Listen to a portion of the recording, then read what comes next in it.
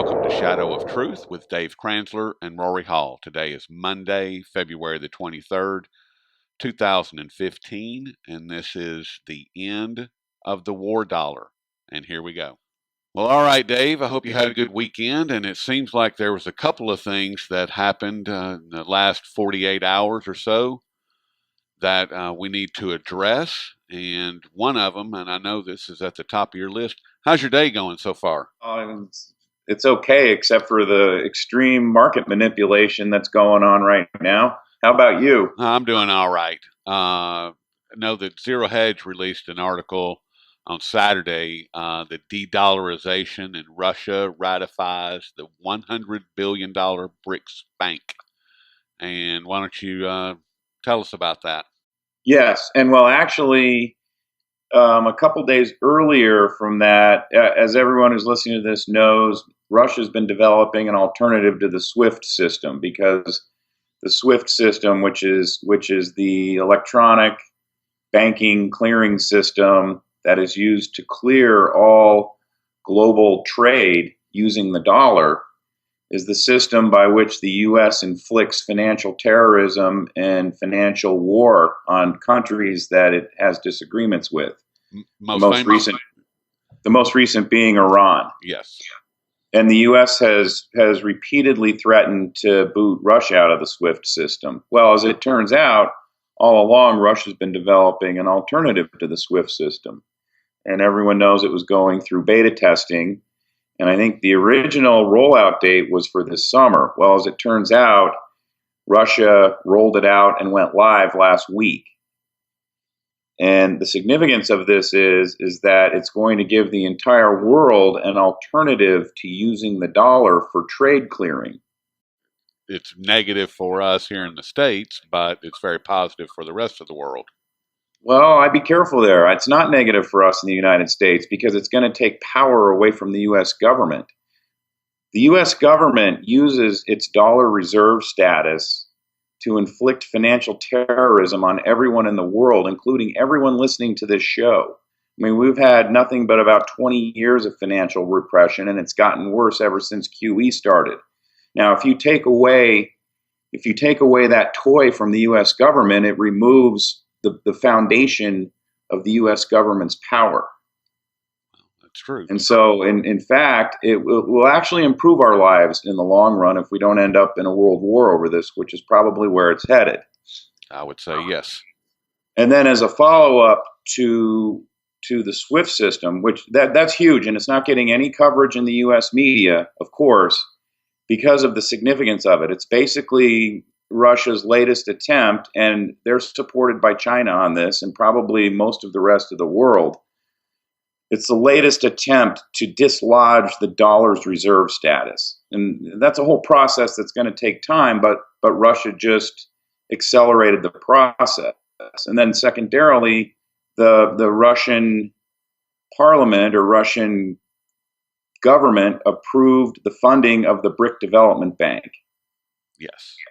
And that's going to be a direct competitor to the World Bank, which is controlled by the United States and the Bilderbergs, and the IMF, which is obviously controlled by the United States. And so both of those actions combined are a huge body blow to the U.S. government's ability to use the U.S. dollar as a reserve currency and use it as basically a financial weapon against the rest of the world. And when the SWIFT system, when it was launched, I think there was like 90 plus institutions that were going live with the opening of that. I think it was like 90, it was either 93 or 96. I didn't see the number, but that doesn't surprise me. I mean, it's no secret that Russia and China and Russia and several other countries are already conducting their trade or a fair amount of their trade in their respective currencies. But this basically puts a system in place that's going to prevent the U.S. from saying, okay, Russia, you're out of the SWIFT system, which would prevent Russia from conducting trade. Well, now they have a way around that now. Now, what I would offer up to everyone listening to this show is that this is the real reason that the United States is escalating its military conflict with Russia. It has nothing to do with any of the politics that you see bandied about Fox News and CNN and the highly misleading and highly controlled U.S. Western media. And it has everything to do with the fact that the U.S. or that Russia is making an attempt, and I'm guaranteeing you they have the full support of China with this, making the attempt at taking away the reserve status of the dollar and destroying the petrodollar, because that will take away the U.S. government's power and it will level the economic playing field for the whole world. I mean, ever since Bretton Woods back in 1947, the U.S. has had a distinct advantage over the rest of the world in every aspect of finance and economics and trade. And the dollar reserve status is the reason why the U.S. has been able to issue all this debt. If you look at a graph of the amount of debt that's been incurred in this country since Nixon closed the gold window, it went up at basically a 45-degree angle from 1971 on, and it's gone parabolic in the last 10 years. Yes. So at the end of the day, as long as we don't end up in World War III, this is going to be a good thing. Well, I don't see how we're going to be able to avoid World War III. And I wanted to ask you something, Dave, or I wanted to make a comment about China. You've mentioned China being, basically a partner to Russia in this whole process, and they obviously are with the BRICS Development Bank. And as we all know, China has been going around the world creating direct currency swaps with 25 or more countries, and not small economies. I mean, we're talking about Australia and Japan and France and several other large, first world economies. And how do you see this being part of the SWIFT system and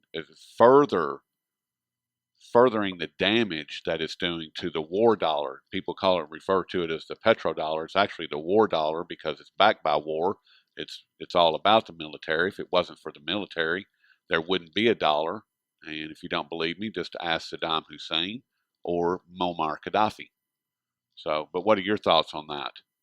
It's known as gunboat diplomacy. Gunboat diplomacy. It's actually a term we learned in high school.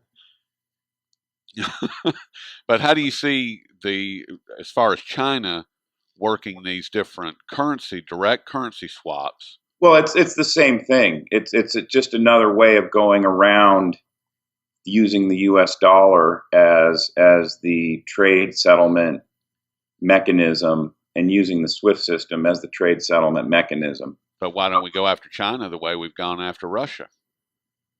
Because China has a much bigger financial weapon than Russia does. Russia has about 120 billion in U.S. Treasury holdings. China has 1.2 trillion in U.S. Treasury holdings. And I believe that Russia, in this whole process, dumped about 20% of their holdings. They've been making no secret that they've been unloading their treasuries, which ironically they were selling treasuries at a time when it was rumored that they were selling gold, when in fact they were buying gold and selling treasuries. Now, as far as China goes, piling hard assets, and specifically and especially physical gold. And I'm sure everyone's been wondering, how, what, and why China's been accumulating so much gold. And of course, we're not going to know how much they do until they roll out a new currency system. But my view on it has been that they're accumulating gold. And by the way, their gold imports are up 17% year to date, year over year. That's significant. Yes. But my view on this is they know that they can't unload all of their treasuries without trashing the market. And so they're accumulating gold, et cetera, as a hedge against the time when the dollar plummets and those treasuries become worthless. And part of the reason why they don't want to unload those treasuries is right now with the U.S. manipulating gold and silver the way they are, it's giving China a huge window to accumulate as much cheap gold as they can. And they can just sell a handful of treasuries and buy a handful of gold in its place. They're buying more than a handful of gold. Well, I understand that, but yeah. Now, what most people probably aren't aware of is that when the U.S. rolled out the Operation, what was that called? Operation Twist. Remember Bernanke did Operation Twist? It was part of QE2. Yes. Okay. Well, at the same time, China also had a boatload of Fannie Mae and Freddie Mac agency paper. So what happened there was China basically said, get us out of this paper. And the U.S. said, okay, but you need to swap it for treasuries. And for a while, China's treasuries holdings went up a bit. But what they did was they swapped out of all of that agency paper and bought treasuries. And that's what helped the Fed conduct the Operation Twist operation. Because the Fed was selling short-term treasuries that it had accumulated in QE1 and was buying longer-term treasuries, which was the twist part, and basically allowed them to push the yield at the longer end of the curve down. But it also gave China a bid, or gave China supply to buy in order to do that swap where they sold agency paper into the Fed, and then the Fed passed along some of that intermediate term treasury paper into China. So basically, China was able to get rid of their absolute toxic waste and trade it for merely radioactive waste. Exactly. So the second item here is that I'm sure everyone's been watching the markets. Gold and silver popped up really nicely earlier this morning on the back of just horrific economic news. The Dallas Fed Manufacturing Index literally plunged. Existing home sales for January plunged. I think there was a few other pieces of economic information out that were very negative. And right after that news was released and absorbed by the market, the Fed went to work pushing up the S&P 500 and smacking the metals. Well, that's what they do. Yes, and this another just a completely artificial smack. And you have to wonder with India. India is ramping up its gold imports like crazy right now. Obviously, China's up 17% year to date. You have to wonder, where's all this supply coming from? Well, it's paper gold supply that's supplied on the COMEX, because these smacks primarily occur only when the COMEX is open and Asia is asleep. Asia is the physical metal bid in the market. And when they go to sleep and the COMEX opens, they can print up paper gold contracts and dump them on the market. And that's exactly what happened today. Well, if China is up 17% year to date, and India has just relaxed their taxation, that's now confirmed, and the festival season is starting in India, I mean, they could be up 10+% by the time that the festival season ends. I mean, is that realistic? Or I think India will be up more. But I mean, for me, what the point is I want to make here is that, I mean, the only thing the U.S. government has left right now is to keep the S&P 500 propped up and to smack the metals. And at some point, they're going to lose control of the metals. But it just gets to be irritating because this happens day after day, and it's completely artificial. Well, unfortunately, we just have to live with it until we don't. I mean, and hopefully the time when we don't have to live with it is coming sooner than later. Because I'm sick of it as you are. It's hard to pinpoint the timing on this, but I will say that, and the housing numbers out today confirm this, the seasonally adjusted annualized rate number that the National Association of Realtors vomits out every month showed only a 5% drop in home sales from December to January. But if you go into the report itself, they also show what a section called the unadjusted monthly sales. December to January plunged over 30%, and it's the largest plunge from December to January that's occurred in the last 2 years, and actually by far.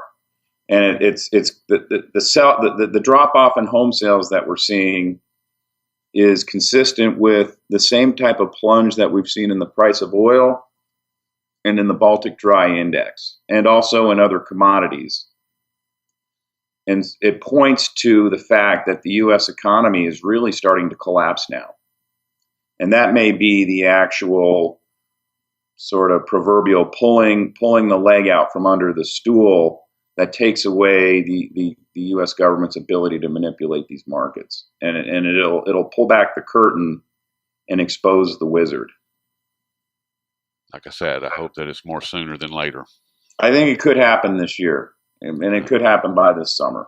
But again, I'm not going to put any time frame on it. Well, I'm still sticking by my call, though, that silver will be the best investment of 2015. And I believe that with everything that you just said, in conjunction with the longshoremen's strike on the West Coast, with all that product being held up, the shelves are going to start running thin. They're going to have to. I mean, I know that once the strike ends, that product will flood into the market, but it's going to take a few weeks for it to start making its way from the West Coast into Middle America and to the East Coast.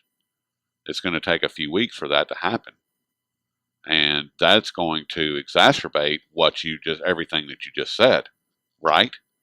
Well, it will, but again, that's a temporary effect. I understand, but we're already broken. If something is already broken, if you've got a broken leg and you continue to walk on it, it's going to make it worse. And that's the way that I see it, is that the system is already broken. Things are, just like you said, we're witnessing the collapse. We're full bore into it. And if you don't see it, then I feel sorry for you. But these items that we've just talked about, the Russian SWIFT system, the BRICS Development Bank, the fact that China has been at least 2 years working on these direct currency swaps, the fact that the housing market has never recovered, the fact that we are in a jobless recovery, the fact that the United States government has been paying all of its bills with fictional money, with fictional digits on a screen that, I mean, even Greenspan recognized it. I mean, he said on television a couple of years ago, that the United States will always be able to pay its bills because it can simply print the money. Well, I think that all of those things are coming to a head, and with the fact that the shelves are getting ready to start running dry, and even though it will be temporary, and I believe that it's going to further expose the nightmare that is unfolding right in front of us. And you left out the most important indicator of U.S. desperation: the continuous, nonstop repression of gold and silver prices using paper gold and silver. And that, when that blows up, it's going to really blow up badly in the government's face. But that's not going to happen until China decides that it's going to happen. Oh, I think it'll happen before that. And it'll happen in a way so that the U.S. can't point to China and blame it on them. Well, yeah, I can buy that, because China doesn't want any fingers pointing at them. But now they have a scapegoat in Russia in unleashing the SWIFT system, because that is going to, as you pointed out, that's going to put a major, major hurting on the war dollar, period. So, but is there anything else that we need to touch on, Dave? No, that's actually, we've talked about more than I expected, but it's all important stuff. And that kind of wraps it up for me today. Well, all right. Well, we'll unless something blows up later this afternoon or in the morning, I will talk with you sometime the next day or so. That sounds great, Rory. All right, buddy. Have a good one. You too.